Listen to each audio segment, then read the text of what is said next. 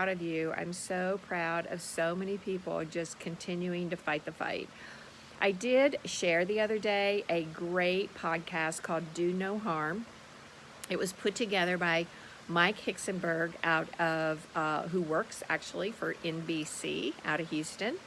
And it is a podcast. It's called Do No Harm. It is about child welfare and medical kidnapping, and it tells the story of Melissa Bright and how her family got caught up in the system when her 7-month-old baby slipped out of a chair and hit his head. And another family that also had a similar circumstance. A couple great attorneys were interviewed in there. So if you get a chance to listen to that, I know a lot of you are like, I'm already in this. I don't need to listen to somebody else's story. But the thing that is so important is it helps you understand how to tell a story.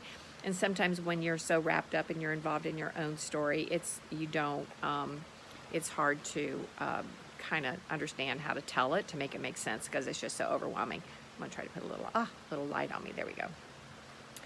All right, so that is awesome. You should watch it. I am working on a Tennessee bill. So I'm working on it. I have, over the years, I have gone to the legislature in Tennessee and proposed several different things. I'm going to tell you, as far back as 2008, I proposed that every courtroom have audio video recording equipment.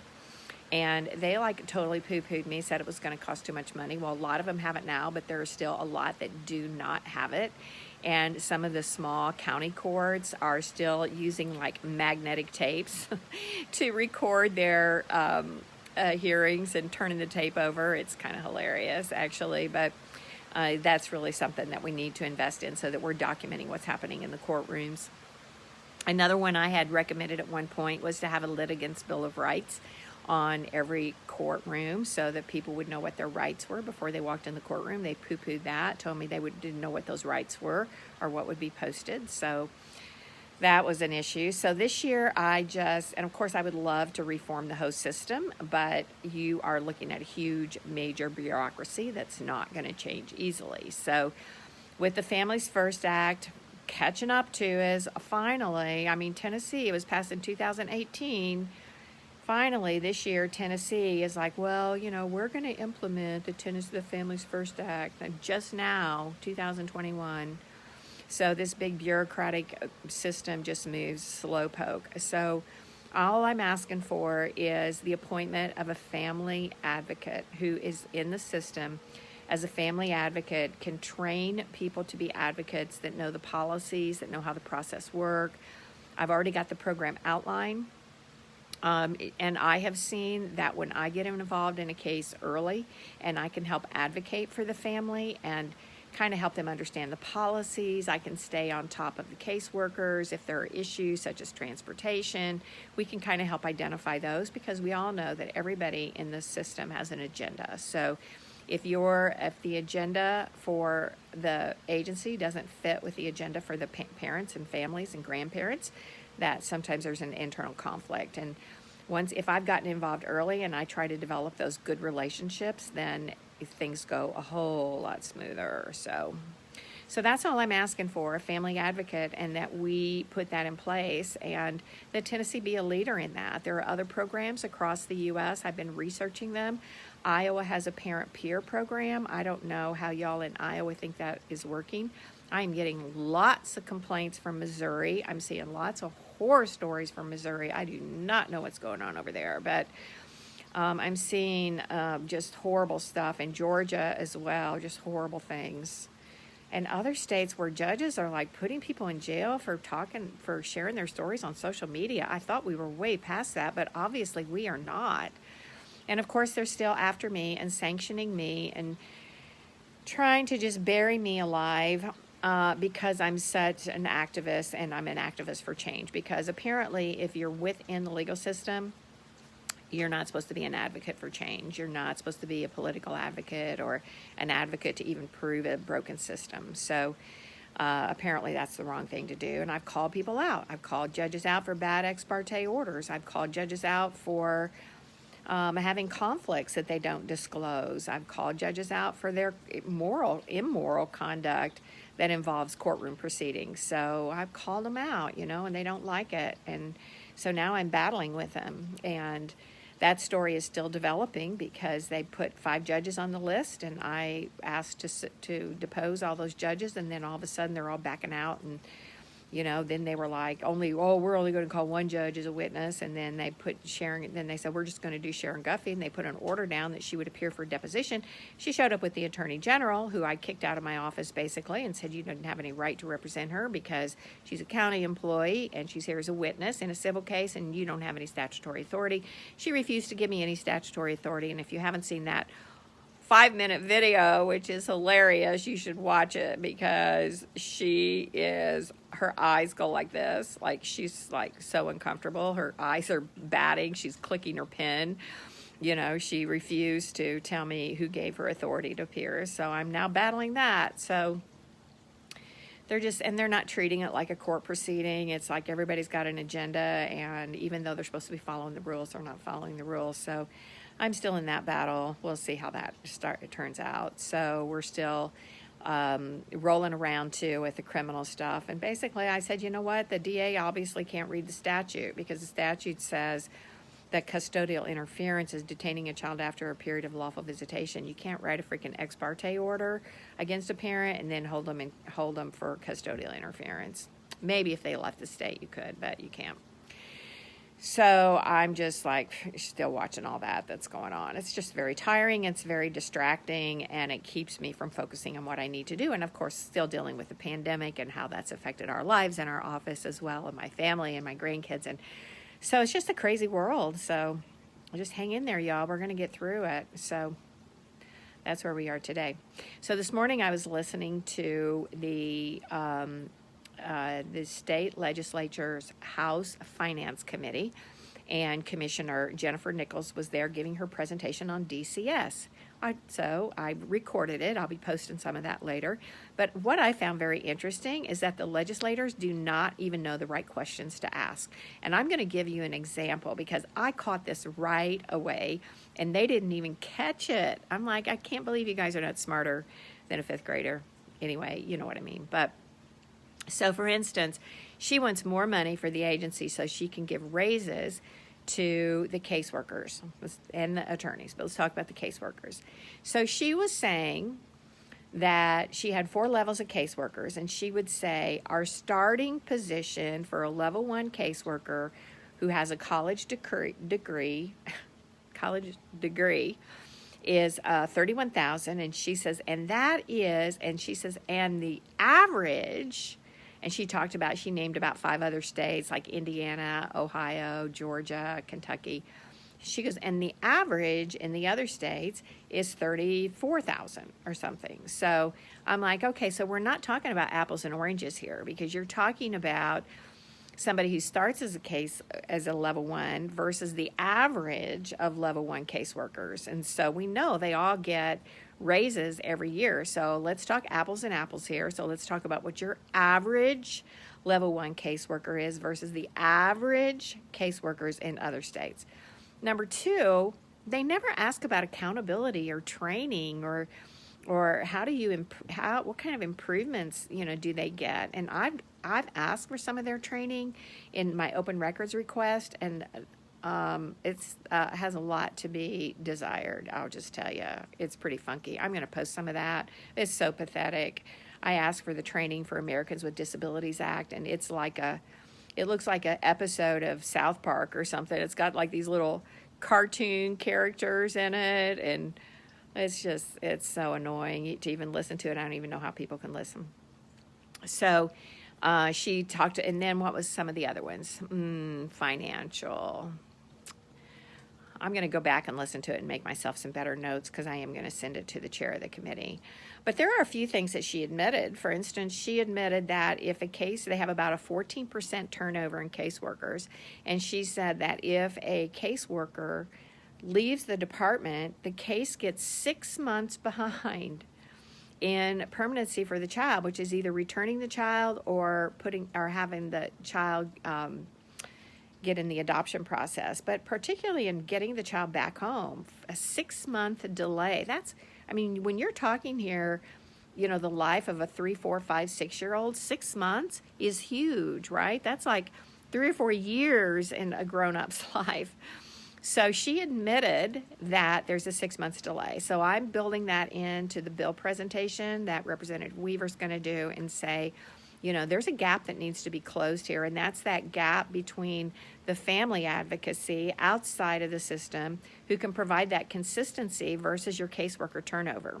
And the other thing now is, of course, they're also turning over a lot of the case management to contractors, and this didn't come up either because part of what she was asking for increases in pay of the caseworkers was talking about their caseload of 20 cases.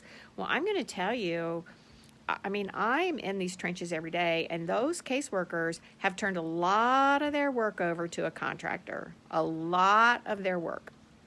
So, I mean, even though they may have 20 cases, it's not 20 cases like 20 cases was 20 years ago because they're not doing all the work. They've got contractors out there doing the work. So I'm going to write that down for them as well. So I watched that, and also, oh my gosh, I was shocked. They're now up to 8,300 kids in foster care, most of them dependent neglect. And she said, so the last budget I pulled was a couple years ago, and that budget was $680 million. She said $980 million is what she said in her presentation today. So I'm going to go back and look at it, pull her slide presentation, maybe post a couple of clips of things that she said. But it's huge, okay? It's just going up more and more and more. And I'm like, if it's really that bad with dependent neglect cases, we really need to put more effort into what we're doing on the front end and helping rehabilitate and preserve families as opposed to just, you know, just destroying them, because that's what child welfare does, is just destroy the families. So, so that's what I'm working on right now, and still just trying to, of course, I have a private practice, and so my private practice, I'm still trying to work and make a living there as well. Also, I was going to be on Cynthia Becker's show last Thursday night, and she was ill. I'm not sure why, but she wasn't able to do her show, so we're going to reschedule that, I think maybe for the 24th. Not this Thursday, but the following Thursday. And then also I'm going to be on Dad Talk today with Eric Carroll and Melissa Isaac on next Wednesday. Not this Wednesday, but the following Wednesday. This is my kids. All my grandkids are out on spring break this week, and so I'm trying to spend a little time with them. If you saw my picture yesterday, you would see we were all together out here. We took a couple hikes yesterday, so it was good to get outside. So I've got those programs set up. I had a great talk with Connecticut advocate Maureen Davis O'Neill. Connecticut, great program going there. If any of you are in the Connecticut area, particularly with children with disabilities, Maureen has worked really hard. She's working with legislators and different groups, and she's working on a really good program there, and give her all the support you can as well. Also, I know that Nick Dresden in Iowa was trying to do a whole bill to abolish CPS. I'm not sure where they are with that, but I know they had a couple other. I think they were working on the no more anonymous reporting. I actually have a list. Let me see. I'm going to read you. I'm not going to read the bill yet because there might be a few amendments to it, and it's not actually been introduced into the subcommittee yet, so I'm not going to do it. They may change a little bit of the language. All right, so 2 years ago, I had made a list of things that needed to be done, and I'm just going to give you those categories. I'm not going to talk about them in detail that much right now, but I may do that later. So the first one was oversight. I did not feel that the agency had good oversight. I have problems with the anonymous reporting. The citizens review panels, which are federally required, have really just deteriorated into those who have their hands in the pocket of the system with some universities and contractors.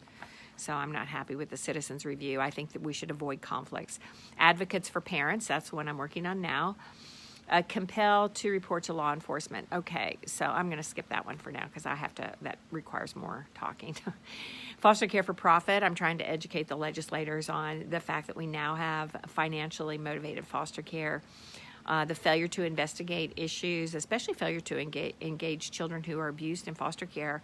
And if you missed it, in 2020 in June, there was a case in East Tennessee where 2 children who had been adopted out of foster care were killed and buried in the backyard, and there was other foster children in that home. And so one of the bills that's going before the Tennessee legislature this year is for adoptive parents to report every year when they have adopted a child on their education and health and release their medical records, which is really not fundamentally, you can't really accomplish that at a fundamental level. And plus, besides, it's like, what happens if you don't do it? Are you going to go pick those kids up and put them back in foster care? It's just not really a feasible alternative. The problem was there were issues with that foster home that should have been known way before those children were killed. And it's horrible. It's like horrible that we have to sacrifice children in the foster care system that way. Conflicts of interest is huge for me with the contractors. Hold on here. Excuse me. Scoot. Ma'am? Sorry, grandchildren. Conflicts of interest in the contractors is still an issue where they are doing foster care as well as family support services. I think there's a conflict there. The complaints, filing complaints against social workers, we don't really have an accountability system there. I also think that they should have some form of licensure. If not the formal licensure of social workers, they should at least have some level of licensure so that if they are lying in affidavits or they're wrongfully removing children, that there could be an attack on their licensure, which would prevent them from just leaving the agency and going someplace else to work. So the ADA, Americans with Disabilities Act, I think that we still need to work there. We need to ban the adoption bonus money to the states. I noticed that the commissioner said they had 1,800 adoptions last year, which you translate that into basically a $200,000 plus bonus for the agency, which I don't think our legislators know about, but I'm just kind of letting that ride for right now until I can get a better system in place for parents. And relative placement, of course. So I did that in December 2018. The Families First Prevention and Services Act passed in February 2018, and it included some of these things, but no state has really truly implemented it. So we're still working on implementation, which seems like it's just taken forever. So I've also had a few meetings we have a new person running for Congress out of Nashville, which is just north of me. I'm just south of Nashville in the Williamson County area. We already have a really good congressman there. But out of Nashville is Jim Cooper, who's been there forever. And I went into Jim Cooper's office. I knocked on the door, sat down, talked to him back in 2011, like 10 years ago, and told him about the problems with the child welfare system. And he sits on the Health and Human Services Committee in Washington, D.C., and he basically poo-pooed me and said, we give the states all that money. They got to figure out what to do with it. That's exactly what he said. So I wanted to say cut off the state money until they figure out what to do with it. But we know that's not going to happen. So, and also remember, every time I say federal money, every time I say state money, remember that's your money, okay? That's your hard-earned, hard-working dollars that you pay for taxes. It's your money. It's your money that they're spending, and we need to be demanding. Oh, Ashley, yeah, I hope you're okay. So, yes, kidnapping our children for no doubt. Yep, that's what they're doing. All right, so... so I was talking about my meeting. So I had a great meeting. Quincy McKnight is running for Congress, and I don't know what district that is, but if you're in the Nashville area, you should be watching for him. I'm going to be helping him. He's talked about doing some town halls where we can come in and also talk about how child welfare is hurting the community and what we want to do. And I met with Hannah Cannon, who's with the Tennessee Republican Women, and so we talked about what subcommittees within the Tennessee Republican Women might be able to give us some assistance. So I'm working all the time, guys, and I know we had so I know through October, November, December, January, and February, we had a crazy political time, and And I'm very political as well. I come by it honest. I'm just very active in that community, in that area. And so it was a little bit of a distraction for me as far as staying on top of everything. But nevertheless, I did, because not only have I put this proposed legislation together, I had the opportunity to develop some better relationships with the legislators, whether at the state level or at the federal level, by going to CPAC, just talking to a lot of people there. So also had a great time with Kimberly Lowe out of Virginia, West Virginia. Any of you in that area, look her up. She's doing meetings with parents. She's trying to educate. She's trying to collect data. She's doing whatever she can to help. So, we have, a handful, maybe a dozen awesome advocates who are just working. One of the things I thought about is for us advocates to do really collectively kind of a weekly little discussion about what we're seeing and keeping you educated. I think educating you is one of the most important things that I can do and that other advocates can do. So you can turn around and educate others, and we can help get you in a better position. So I want to thank you again. Thank you all for I see the battles you're fighting. Thank you for telling your stories. It's so heartbreaking, but you can do it.